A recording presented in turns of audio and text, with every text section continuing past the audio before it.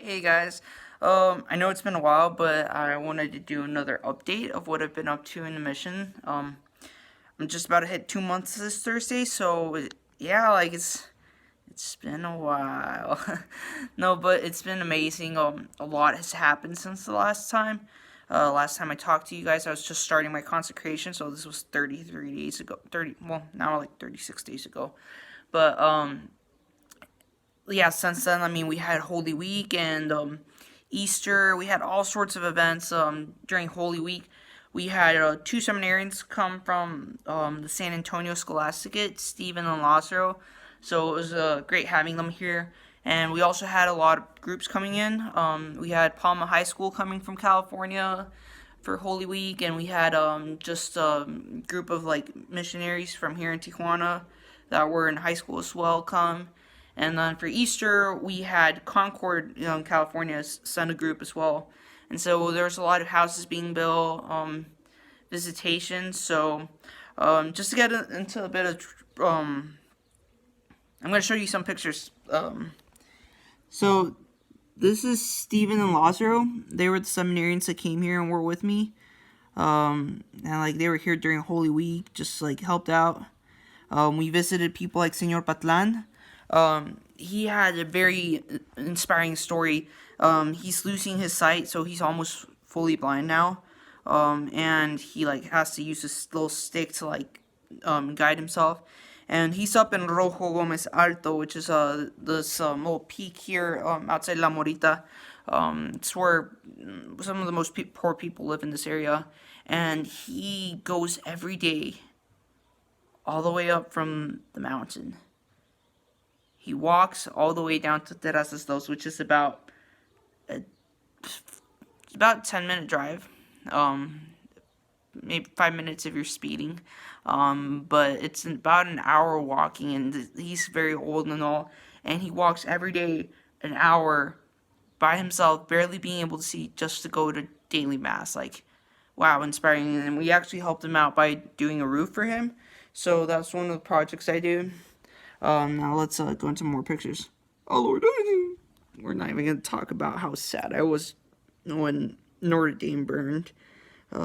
It's my second favorite work of architecture in the entire world after Sagrada Familia. Oh man, that was tough. But anyways, so this is me altar serving with Stephen and Lazaro. It was really great having them here. Great Holy Weekend. I've been going on a lot of visits to downtown. That is Ernesto. He's one of the migrants that came in the caravan, and he's been staying here in Tijuana. The Oblates have been helping him a lot. He's currently working the construction site for the helm. So we've gone to the border to hand out a lot of like sandwiches and cokes to like poor families like these kids. Like their like moms will be working taco stands like while like their kids are like just either juggling like balls in front of the cars that are waiting to cross into the United States to make food. And like you get a lot of like disabled kids. Like this is like it's really extreme like cases of poverty and just like sad. Oh man, sad. This situation is just hard to talk about. But yeah, like we walked in. Oh, this is a picture. So we had the Pascua Juvenil, which is just it's like World Youth Day here in Tijuana, and so like everybody like walked down. Like man, I have some videos. I should show them. I'll link them in the description of the video. But anyways, like we were like walking across like bridges of the highway and like the streets. Like the police were escorting everyone and like walking to the convention center where the bishop hosted the event, and there was like music, dancing, and then essentially like mass. And like there was like a ton of priests like stationed across the stadium for you to go to confession. So it's a beautiful event, and like this is all of the oblate youth, the search movement. So it's just amazing like how many people we get there. Like this was us at the Pascua Juvenil with our "My Faith is My Shield" shirts for search. Shout out to Captain America. And one of the things I got to do while here in the mission was to work. I put my architecture skills to use since I was studying architecture in college. So this just goes to show that, I mean, anyone who discerns to go into the seminary whether or not they finished college, like anything you learn can be put to use. Like I gotta help do a 3D rendering of the oblate house just to help like kind of like make some interior design decisions. Obviously, I'm not the architect of the project. All I did was just visualize, but hey, I mean all the stuff I learned in architecture worked towards that. And one of the other things I've been doing, we got a guard dog, well, future guard dog. He's a puppy still for the oblates since they're moving to like much more less nice part of the city. There's just a bit of violence over there because we're giving this property that I'm currently in to the diocese since we've improved this area so much, and we're going to where it's even more more poverty and less developed, like not as many roads and stuff, more like just dirt and gravel. But yeah, we got a Belgian Malinois. His name is Bruno, and I've been training him. I've been having to be mommy for him, and his sleep hasn't been as good. But I mean, I love dogs. That was the hardest thing I had to give up applying to the seminary, that I couldn't take my dog with me. But it's been nice having him here. Like it's been a mess, but yeah, there's blessings in everything if you look for it. And this is just us like getting ready to build Senor Patlan's roof. This was the guy that I told you like kind of blind and walks every day down the mountain for an hour just to go to daily mass. But yeah, that's us like they're like working on his roof. Yeah, it took us 2 days. We actually had to work through the rain because yeah, it started raining and we hadn't covered the roof with the roof covering. So we had to work through the rain. So that was tough, but I mean, amazing experiences. Like this is my life right now for 2 months. So I mean, I really would recommend it to anyone who's just discerning the priesthood, or really think about going to missionary life with a religious order. Like, man, this has been wow, just wow. But yeah, more pictures here of us doing deliveries. This was for El Dia del Niño. We had little candy bags and Cokes that we were giving them to the kids. And yeah, look at me. Also, well, no, I'm kidding. I've gained some weight. But yeah, no, and like it's something that we do a lot, these visitations, giving dispense bags with just some food to help these people. And I was really blessed to help Father Jesse, that's Father Jesse right there, bless the construction site for El Dia de la Santa Cruz, which is just like a holiday that's celebrated here in Mexico. Yeah, it's just like all construction workers, albañiles as they're called here, it's like their day, so they celebrate, and they'll make all these wooden crosses and like have a special mass for them that and get a special blessing.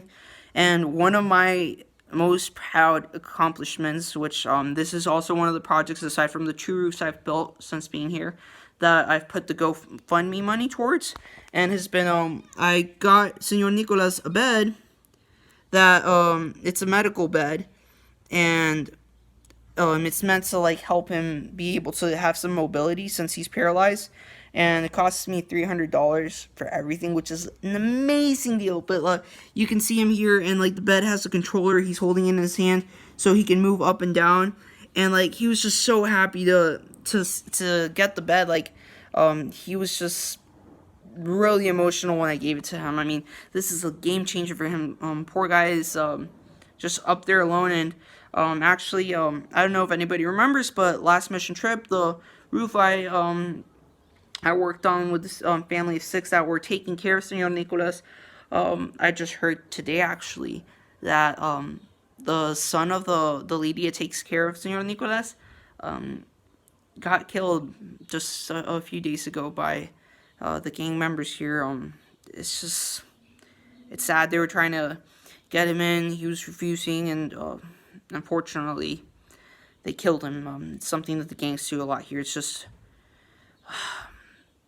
these cartels like they just spread fear around. Like there's just like very great culture of just like silence. Like people see all these crimes happening and they don't say anything out of fear because these cartels have all this like corruption control with the police and all. So it's just it really saddens my heart. And I met him. He was very respectable young man. So it's hard to take in. He's the second person that I get to see that I've gotten to meet here at the mission in the last 2 months that has died. The other was a very sad story. They weren't Catholic, they were but still Christians, and it's a family of 11 kids, and mom and dad. Like they just from the same parents. Like think about that. Wow, 11. But this lady, her oldest daughter was 18 years old, and youngest son was just over a year old, and she's diagnosed with breast cancer a few months ago, and she passed away last Monday. It was sudden, unexpected. She was receiving chemotherapy, so it was just a really big shock. And that's one of the projects I'm going to be working on. It's just helping that family with some of the expenses, because the mom was one of the main income providers. She would bake tamales, and then her husband would sell them. So, I mean, not to mention the kids. These 11 kids just lost their mom, and she was a very kind-hearted lady. So I'm gonna be working with them to help them a little bit. But yeah, let's just keep them in our prayers, even if you're not religious. I mean, just take a second to think about all these people here suffering, and just be grateful for what we have. Well, just so many of us have such better lives. We all have our struggles and our crosses that we have to carry, but yeah, thanks. Anyways, here are a few pictures of me. I was working at the construction site, putting some bricks. So yeah, like, man, I can say officially that I helped build the house. And so, like, it was a silly thing, but I mean, if God willing, I do become a priest, and then God willing, I get assigned here into the Tijuana mission with the Missionary Oblate to Mary Immaculate. I helped build the house that I may or may not live in someday. So it was nice. I really enjoyed that. And one of the greatest things that I've had in the last 2 months was I have a cousin. His name's Chucho. And I hadn't seen him for 6 to 7 years, but he studies in Ensenada, and luckily we were able to arrange for him to come up. He drove up to the Tijuana mission to visit me, and we took the weekend off and drove up to San Diego to visit my aunt and other cousins there. So I got to see him again. He looks just like Jesus, like he has long hair and a beard. His name's actually Jesus, so Jesus. So it's great, and that's my cousin Jacob. So we got to play some Risk. I took him down here to the mission, also showed him around, and he got to meet Brother Peter. He got to meet Brother Peter and all. So it was a really great weekend experience. Like I showed him the house. He met Bruno. So I was really blessed to get to see him. And like you can see here, like my cousins. That's my cousin Joseph. He's the oldest in the family. And Chucho, Jacob, and I. We played some Risk, so it was great. And I also had last week join me my fellow seminarian brother Aaron right here. Just came down on the mission. He's gonna be with me here for the month of May. So I showed him like our parish up in Rojo Gomez Alto, and oh, I forgot. I didn't tell y'all. Correction. Greatest thing that's happened in the last 2 months. I got accepted to the seminary, so yeah, I'm officially a seminarian. So that's wow, yeah, that's been the greatest thing.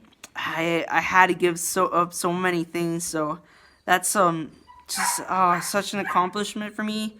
I really like had to give up so many things, sacrifice, and so much struggle to get to where I am today, and all these life changes I had to make, and man, I just no regrets. So yeah, that's really great. And to close things up, today, yeah, we worked on doing some bagging for some dispensas. We're having a mass this Saturday with those are the twins. With the Haitians, they we made 120 dispense bags, and we're gonna have a mass with the Haitian immigrant community here. So we have 120 bags for all these Haitians. So that's what I did today. So it's been busy. And yeah, just to close things up, last thing was, sorry the video's a bit long, but I finished my Marian consecration, so I'm officially consecrated to the Virgin Mary. Hashtag Chain Gang, join it. It's a beautiful process, very life-changing, new style of living your life. Just being the servant and humble slave of Jesus Christ through the Virgin Mary. Being devout to Jesus Christ through the Virgin Mary. So it's been amazing. Yeah, I have my consecration medal to Our Lady of Fatima there. So yeah, it's been amazing, and I'm starting to make some rosaries for just to hand out for the people here. It's one of my ministries aside from taking Eucharist to the sick here. So yeah, that's sorry I went a little bit overboard from the usual time, but yeah, that's just a summary of the last month for me. So God bless, and I'll keep you guys updated, and I'll probably do one more video before I leave. I leave in 3 weeks, so I got 3 weeks left of amazing work here in the mission. So God bless.